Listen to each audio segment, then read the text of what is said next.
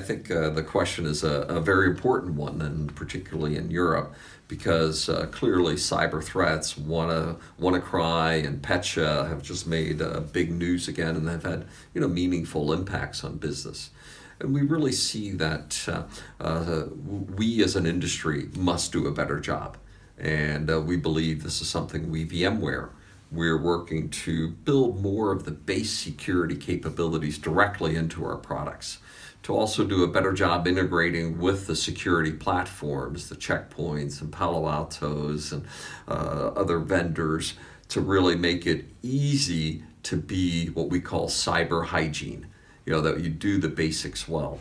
Because the disappointing thing is that almost all the breaches that have occurred have been the basics, not the hard stuff. A phishing attack, a password is stolen, horizontal movement inside of an enterprise, significant clear text availability of passwords or credit cards or so on. This is not hard. This isn't, crypto computing and, with, advanced supercomputers. This is basics. So we must make it much, much easier to do the basics very well. And then apply those to the IoT environments. Because if it's a smart city, right, a smart roadway, those kind of things, clearly you don't want your self-driving car having a hacked smart roadway that's directing it somewhere else. So it becomes imperative that we significantly raise the bar of the cyber infrastructure and do that as we extend into the domain of IoT. Yeah, clearly, I think the car industry, and I met during this trip with one of the car industry executives, and many of them use the VMware technologies, and he described it as CASE, right? Connected, autonomous, shared, and electric. And all of a sudden, the car industry that's been fairly stable for a number of years, and in fact, and some of them are experiencing all-time record profitability, currently are being hit by a confluence of major technology-driven changes and social-driven changes. I don't need a car. I'll just share one. Me and 5 of my friends will have one. It'll drive us around. These are enormous changes in transportation overall, not just autos themselves. And we're excited. Right. Obviously, in a broader context, we believe technology is breaking out of technology. It's entering more and more areas of consumer and business. Every business, as I describe it, is a tech business going forward. And clearly, the auto industry sees themselves now all of a sudden being very cool again, right? Because they're needing to acquire software talents and some of the best and brightest in terms of machine learning and autonomous driving systems. And it really has breathed a lot of life into technology. It's not about engines and drivetrains anymore. It's about how well do you integrate my app into my in-car experience in these new systems as well. So clearly we're seeing the European car manufacturers step up. The Volvo announcement this week was an example of that. But overall, I think the engineering quality that Europe and German car manufacturers in particular, bring to their problems, now being applied in these new domains, we have great optimism for their success. Yeah, there's new expectations on the part of users, the new business models, and the customer may change. Somebody's going to buy the car, right? But it may be a car service. Does that become an opportunity for the manufacturers to become the provider of those new services as well? And, their global reach in many cases is a huge asset. And then you look at companies like Uber who have entirely different business models that they're attempting to bring into it. So we see it as an exciting set of new technologies, new expectations on the part of users. Clearly there'll be winners and losers in that. But I think overall, anytime there's major new technology disruptions that deliver users significantly new experiences, it will be good overall for the industry. We had a major meeting with the president just a few weeks ago. I was one of the tech CEOs at the White House for that meeting. And as I describe it, if you're going to be a business-friendly president, right, as Trump has clearly said is one of his important things to go do, 5 of the top 10 market cap companies in the world are tech companies. You better figure out how to be tech friendly if you're going to be business friendly. And I think President Trump is starting to realize that. And we had a very productive set of meetings with the president discussing how to better digitize U.S. government, but also what U.S. government needs to do to better support the tech industry as well. And topics like H-1B visas and immigration were topics of discussion. Future research investments, a topic that I was particularly vocal on as part of those meetings that we had. And there's a commitment to come back regularly with the president and Pence and President Trump, key staff players, and we're having almost daily dialogue with follow-up from the ATC meeting, the American Technology CEOs meeting that we started. So I'm looking forward to the progress that we make. Clearly, the ability for tech to remain vibrant, but also global, to us is a critical aspect of the huge potential that we have. And technology is not American. Technology is neutral. It is global.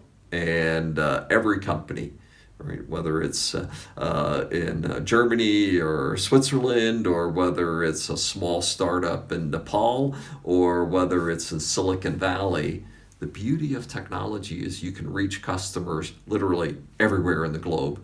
And as a technologist, you can be reaching everywhere in the globe. And that is the power of technology. And nobody gets to be the winner. Everybody must win every day. I think pragmatism will rule. And I think the president is realizing that. He showed, I'll say, a much more balanced and compromising view in our meetings to meet some of the needs of the tech community in the U.S.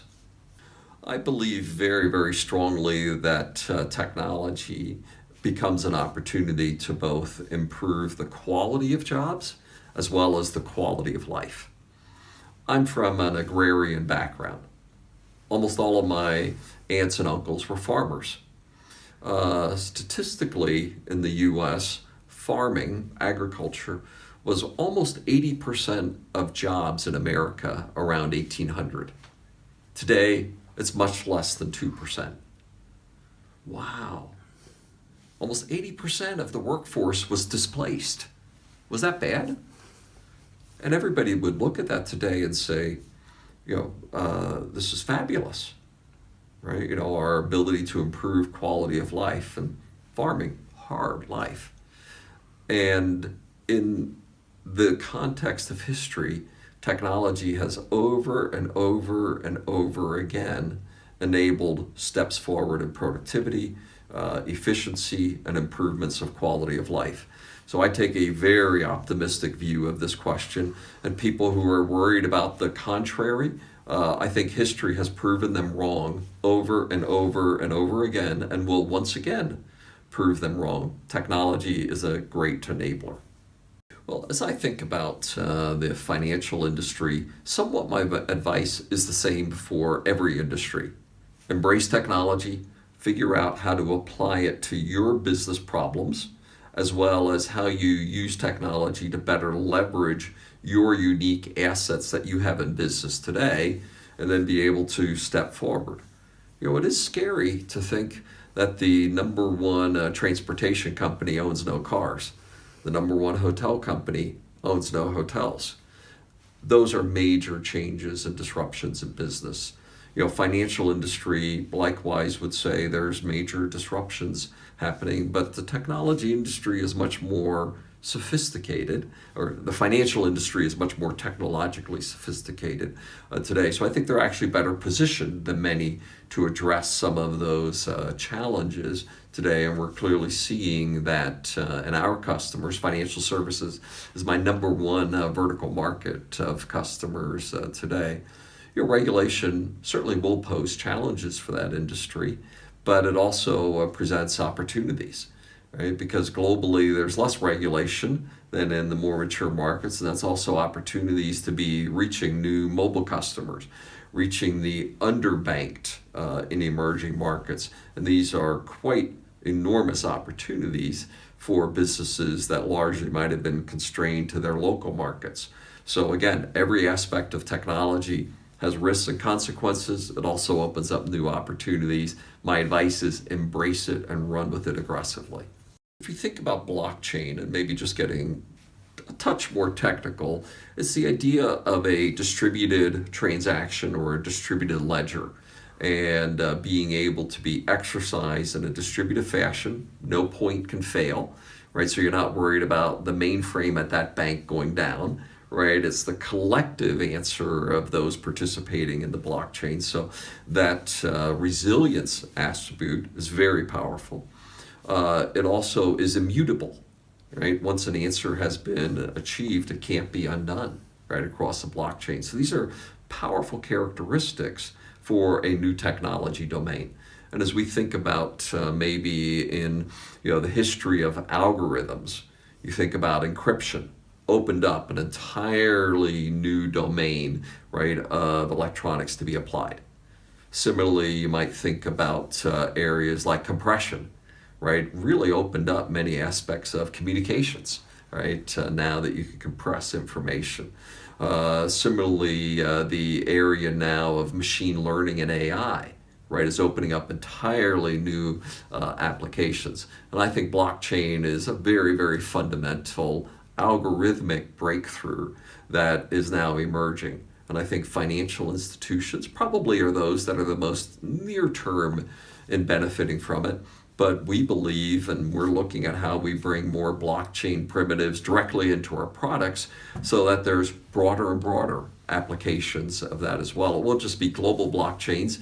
Maybe inside of a bank, they'll be using it internally, right, as their underlying infrastructure. Maybe a transportation industry says, oh, I'm going to build a blockchain environment as the basis for me being able to have many resellers, right? And people will bid for that particular truck or that space on that truck, right? And we'll be able to now have a new way that we open up marketplaces for our services. Maybe retailers treat it as a way that they're going to be able to do reverse auctions for suppliers. That way, we see its application actually be very broad, even though clearly with Bitcoin, is sort of the first major application. I think finance is probably the customer base that will be the largest early user of this key breakthrough.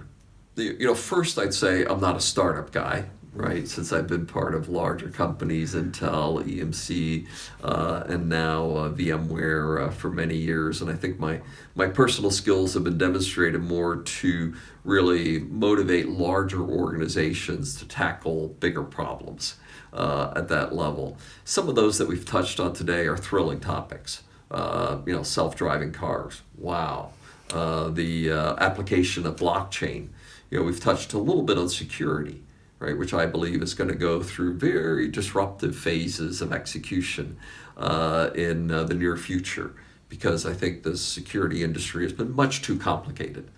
But the one that we probably haven't touched on that probably is closest to my heart would be things in healthcare, right, where I think very soon, and maybe let's pretend. What time do you normally wake up in the morning? 6:30. Tomorrow morning, your smart device wakes you up early and says, last night you had a heart to regularity. I have uploaded all of your biometrics into the cloud, and we're running a complete analysis of your DNA, your biorhythms, your heart behavior over the last year, comparing that to those who have DNA similarity to you as well as to your family. Those results will be available for your doctor when you arrive.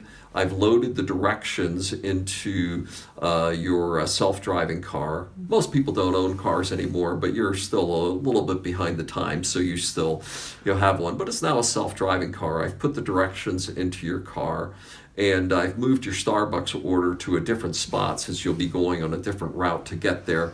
And of course, you are going to the heart doctor, so I made it the decaf. Nothing that I described there is that far from technologies that we have available today. But bringing them together to radically improve the quality of life and healthcare and longevity, I think those will be some of the areas that are going to be maybe the most significantly touching every human on planet over the next couple of decades. Well, I think everybody always has freedoms to choose, right? And my mother-in-law, I got her a new Mac for her birthday, and we put a Fitbit on her wrist. And just yesterday, I got a note from my wife that my mother-in-law did 10,000 steps yesterday, the first time she's gotten over 10,000. And she's now competing with my wife and some of the other ladies at their retirement home on how many steps a day that she takes. And I think in that regard, part of technology industry's challenge is always to make our technologies easy enough and suitable for people at every strata of life to take advantage of them. A 2-year-old, they're born knowing how to pinch and swipe now because they do it at such a young age. But we also have to make it easy and accessible for those who might be in different stages of life. And I guess if my mother-in-law is now having Fitbit competitions with my wife and other ladies and, viewing her results on her new Mac, I have more optimism than that. Mr. Gelsinger, thank you very much for your time. Thank you.